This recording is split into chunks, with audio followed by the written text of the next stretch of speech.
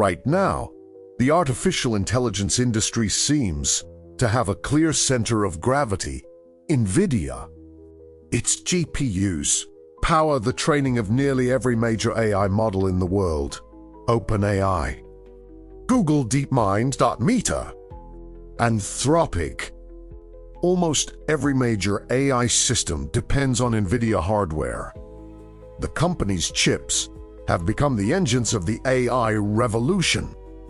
And as demand for artificial intelligence explodes, Nvidia has become one of the most valuable companies in the world. So it's easy to believe something simple: that Nvidia controls the AI industry. But that assumption hides something deeper, because Nvidia doesn't actually manufacture its own chips. And once you start following the AI supply chain, the story becomes far more complex.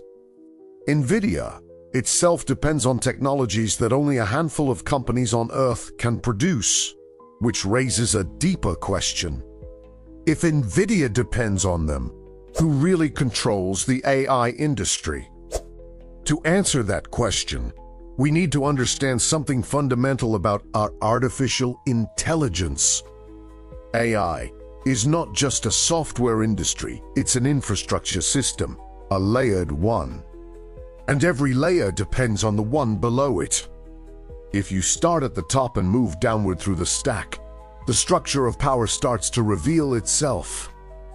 At the very top of the AI stack are applications .ChatGPT, Claude copilote de mid-journée. These are the tools people interact with. They feel like the center of the AI revolution, but they are not, because these applications depend entirely on something else: massive computing infrastructure. Behind every major AI system are enormous data centers. Cloud infrastructure operated by companies like Microsoft, Google, and Amazon. These hyperscalers provide the computational power required to train and run modern AI models. But even these enormous data centers depend on something deeper: specialized hardware. And this is where Nvidia enters the picture. Nvidia's GPUs are optimized for parallel computation. That makes them incredibly efficient for training neural networks. Over time, Nvidia didn't just build powerful chips.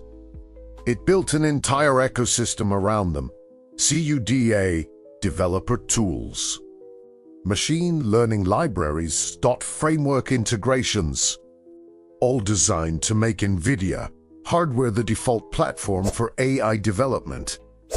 This ecosystem created something extremely powerful: lock-in. When developers build their software stack around your tools, switching becomes expensive, sometimes impossibly expensive. Which is why even the largest technology companies in the world still rely heavily on Nvidia hardware. But Nvidia itself depends on another layer of the stack: semiconductor manufacturing. This ecosystem advantage created something even more powerful than raw computing performance: dependence. Once an entire industry builds its software around a specific platform, switching becomes extremely difficult. Engineers learn the tools. Companies build internal infrastructure around them. Entire research pipelines depend on them. Over time, the ecosystem itself becomes the moat, which means Nvidia's dominance in AI is not only about hardware.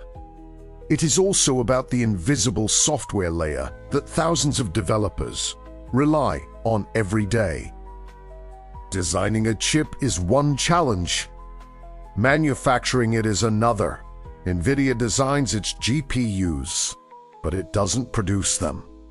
Instead, it relies on one of the most important companies in the global technology industry, TSMC, the Taiwan Semiconductor Manufacturing Company. TSMC manufactures the most advanced chips on the planet. Apple processors, AMD CPUs, Nvidia GPUs. Many of the most sophisticated semiconductor designs in the world are produced in TSMC's factories. These facilities represent some of the most complex industrial environments ever built. Modern semiconductor fabs cost tens of billions of dollars, and the level of precision required to manufacture chips at nanometer scale is almost unimaginable. Very few companies in the world can manufacture chips at the leading edge: Intel, Samsung, and TSMC. But in recent years, TSMC has pulled ahead as the dominant advanced manufacturer, which means much of the world's most advanced computing hardware ultimately depends on TSMC. But even TSMC depends on something deeper: the machines that make these chips possible. To understand the deepest layer of the AI supply chain, we need to talk about lithography. Lithography is the process used to print microscopic circuits onto silicon wafers. These circuits form the billions of transistors inside modern chips. And as chips become more powerful, these circuits must become smaller and smaller. Today, the most advanced chips use a technology called extreme ultraviolet lithography, EUV. These machines use incredibly short wavelengths of light to carve patterns onto silicon that are only a few nanometers wide. Building these machines is one of the most difficult engineering challenges humanity has ever solved. Each system contains more than 100,000 components, and the price of a single machine exceeds $200 million. Only one company in the world produces these machines, ASML, a Dutch company that most people outside the semiconductor industry have never heard of. But ASML builds the lithography systems required to manufacture the most advanced chips on Earth. Without ASML's EUV machines, companies like TSMC cannot produce cutting-edge processors. And without those processors, modern AI hardware simply would not exist. And this is where the structure of the AI industry becomes truly remarkable. Because the companies controlling the deepest layers of the supply chain are often almost invisible to the public. Most people have heard of Nvidia. Some have heard of TSMC. But very few people know the name ASML. And yet without ASML, the entire global semiconductor industry would slow down dramatically, which means one of the most critical technologies of the AI revolution depends on a company that almost nobody outside the industry ever talks about. This reveals something fundamental about how power works in technology industries. Power rarely sits at the top of the stack. It accumulates at bottlenecks, the narrowest points in the system, places where alternatives do not exist. And in the AI supply chain, those bottlenecks sit deep inside the semiconductor ecosystem.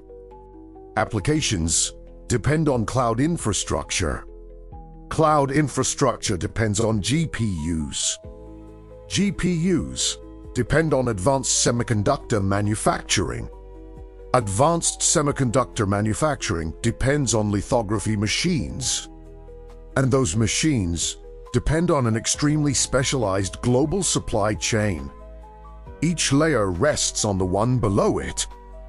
The deeper you go into the AI supply chain, the fewer companies you find, and the more strategic power they hold. Nvidia dominates AI chips. TSMC dominates advanced semiconductor manufacturing. And ASML dominates the machines required to build those chips. 3 different layers, 3 different bottlenecks. 1 interconnected system of technological power. But this raises an even bigger question. If the global AI industry depends on such a small number of companies and technologies, what happens when governments start competing to control them? Because artificial intelligence is no longer just a technology race. It is becoming a geopolitical one, a global struggle for control over the infrastructure of the future. And that leads directly to the next episode, the AI chip war. Who actually wins when nations compete for control of AI infrastructure? Because once you understand how the AI supply chain works, you begin to see that the future of artificial intelligence may not be decided in Silicon Valley, but inside semiconductor fabs, inside lithography labs, and inside some of the most complex industrial systems ever built. And this is the industry code.